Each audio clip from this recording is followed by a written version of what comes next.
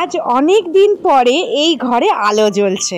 এখানে যে ফ্যামিলিটা থাকতো এই ঘরটা সবসময় তখন জমজমাটি থাকতো, কিন্তু এখন তারা চলে গেছে অন্য জায়গায়। তারপর থেকে এই ঘরটা পুরো শূন্য হয়ে পড়ে আছে।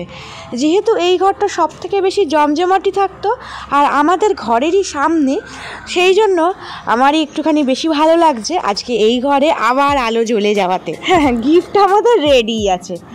এই যে ছোট্ট বাচ্চা মেয়েটার বার্থডে, সেটাই আজকে ওই ঘরেতে। তো চলো তাড়াতাড়ি রেডি হয়ে নিই। রেডি হওয়ার কিছুই নেই, ঠান্ডার মধ্যে কিন্তু একটা খুব ভালো জিনিস যে রেডি হতে বেশি সময় লাগে না, কারণ তুমি যা কিছুই পরো ওপরে তো সোয়েটার পরতেই হবে। তো সেই জন্যই একটা কুর্তি পরে নিয়েছি। এটা এর আগেও একদিন পরেছিলাম, কাঁচা হয়নি, তো ভাবলাম এটাই পরে নিই। তার উপরে সোয়েটার পরে নিয়েছি। আর যেহেতু এই হুডি লাগানো সোয়েটারে পিছনে চুল বাঁধলে চুলটা এমনি খুব অসুবিধা করে হুডির জন্য, তো সেই জন্য ভাবলাম একটু সাইড করে বেঁধে নিই। একটা ছোট্ট অর্ডিনারি দুল, আর গাডারটা কিন্তু খুব সুন্দর লাগছে চুলের সঙ্গে ম্যাচ করে। কিন্তু এই যে সাইডের চুলগুলো বেরিয়ে যাচ্ছে, তো ভাবলাম এখানে একটা ক্লিপ দিয়ে দেবো পেছন দিকে করে, তাহলে কিন্তু দেখতেও সুন্দর লাগবে। আর যেহেতু কোথাও বেরোনো হয় না, সাজগোজও হয় না, ক্লিপগুলো পরেই আছে, তো ভাবলাম আজকে একটু ইউজও হয়ে যাবে। প্রথমে ব্যাকা করে দিয়ে ফেলেছিলাম, তারপর আবার খুলে সোজা করে দিলাম। এখন বেশ ভালো লাগছে, কি বলো? ঘর ছোট থাকার জন্য জিনিসপত্র যে কোথায় রাখি কিছুই ঠিক থাকে না। কোনোটা আলমারিতে, কোনোটা ড্রেসিং টেবিলের সামনে, খুবই অসুবিধা হয়। তো সেই জন্য সব কিছু তছনছ হয়ে যায়, বাড়ি এসে আবার সব গুছাতে হয়। সাথে একটুখানি ক্রিম মেখে নিলাম আর ছোট্ট টিপ হালকা লিপস্টিক। বলো কেমন লাগছে আমাকে? দাঁড়াও একটুখানি পোজ মেরেও কিন্তু দেখিয়ে দিচ্ছি তোমাদের লাস্টে। নিমন্ত্রণ কিন্তু জয়ন্তর আছে, ও একটু পরে যাবে। এই দেখো আমার ফাইনাল লুকস। তবে ওপরে যতই ঝকমারি পোশাক পরি না কেন, ফাঁদ দেখায় না কেন, এই দেখো পায়ে কিন্তু হাওয়াই চটি। কি করব, চটিটা তো খুলে বাইরে রেখেই দিতে হবে। তার ভালো চটি পরে গেলে তো নষ্ট হয়ে যাবে, বাচ্চা কাচ্চা চটির ওপর দিয়ে যাওয়া আসা করবে, সেই জন্য হাওয়াই চটি পরেই চলে এসেছি। ওয়াও, কি দারুণ লাগছে ডেকোরেশনটা, দেখেছো? আরও বেশি ভালো লাগছে। এখানে আগে যারা থাকতো তারা এত সুন্দর হ্যান্ডপেন্ট করে রেখে দিয়েছে ওয়ালে, যে যার জন্য আরও সুন্দর লাগছে। আর এই ঘরটাতে চলছে কিন্তু রান্না বান্না, লুচি লুচি ফুলকলুচি। এই ঘরের ওয়াল পেন্টটাও কিন্তু দারুণ লাগছে।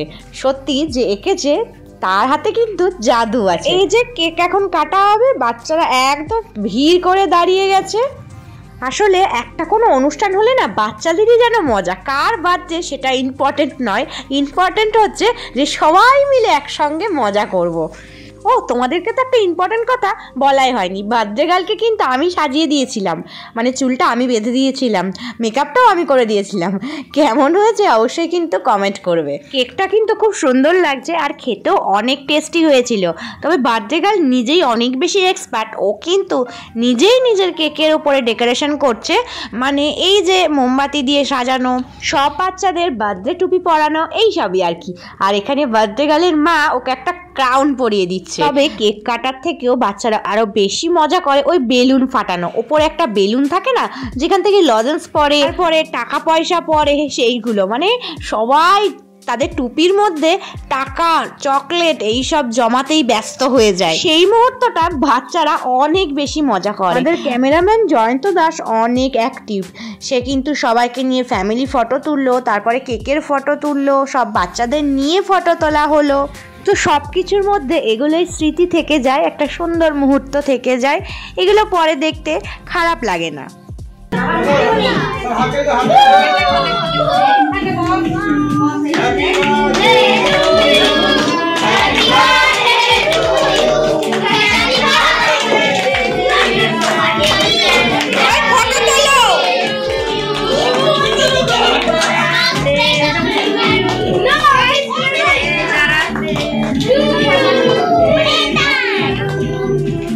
কেক কাটার পরে প্রথম কনফিউশন থাকে যে কেকটা সবার আগে কাকে খাওয়ানো হবে, মানে মাকে, বাবাকে, ভাইকে, দাদুকে, ঠাকমাকে, কাকে খাওয়ানো হবে। তো এও সেই রকমই কনফিউশনে পড়ে গেছিল।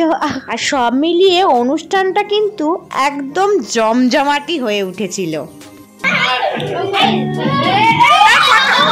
এদিকে তাকা, এদিকে তাকা। বার্থডে হোক বা বিয়ে হোক, মানে খাওয়ানোর থেকে ফটো তোলাটাই বেশি ইম্পর্টেন্ট। আমরা যখন বিয়ে করেছিলাম মানে সিঁদুর দান আমাদের 5 বার করতে হয়েছিল শুধুমাত্র ফটো তোলার চক্করে।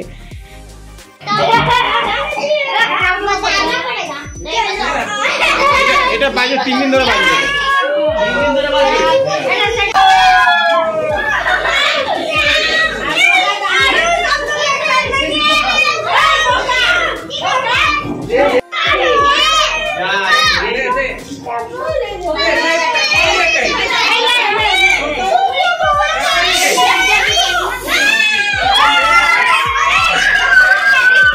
এই মুহূর্তটাতে সব বাচ্চারাই কিন্তু বড় লোক, আর কত কত টাকা কালেকশন করছে, 1000, 500, 2000, এতেই এরা খুশি। এই হচ্ছে বাচ্চা, সহজ সরল। এদের কিন্তু মনের মধ্যে কোনো রকম প্যাঁচদাজ নেই যে এগুলো নকল টাকা।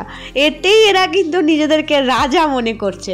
এই যে আমিও একটা টাকা পেয়েছিলাম, একটা বাচ্চা কিন্তু আমার কাছ থেকে কেড়ে নিল। আবার এ পকেটের মধ্যে রাখ, পকেটে রাখ, চুরি হয়ে যাবে, টাকা চুরি হয়ে যাবে, টাকা চুরি হয়ে যাবে, রেখে দে, আগে রেখে দে।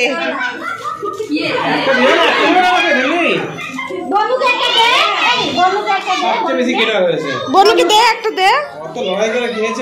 এ বেচারা কেউ কাউকে নিজের সম্পত্তির বিন্দুমাত্র কিন্তু ভাগ দেবে না, সবাই নিজের প্রপার্টি আর ক্যাশ জমাতে কিন্তু ব্যস্ত। দে দে বুনুকে একটা দে, বুনুকে একটা দে। এরপরে খাওয়া দাওয়ার পাঠ শুরু হয়ে গেল, কারণ বাচ্চাদের তো তাড়াতাড়ি খাইয়ে আবার বাড়ি পাঠাতে হবে, আর ঠান্ডার দিন, সুতরাং তাদের ঠান্ডাও লেগে যাবে, আর রাত্রিটাও অনেক বেড়ে যাচ্ছে।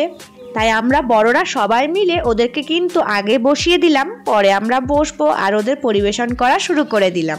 অনেক কিছু রকমারি খাবার দিয়ে কিন্তু আজকের এই জন্মদিনটা খুব ভালো রকম সেলিব্রেট হলো। আর বার্থডে গার্লকে সবার শেষে কিন্তু আমার তরফ থেকে অনেক অনেক ভালোবাসা এবং শুভেচ্ছা থাকলো। ভিডিওটা তাহলে এখানেই শেষ করি। Bye bye.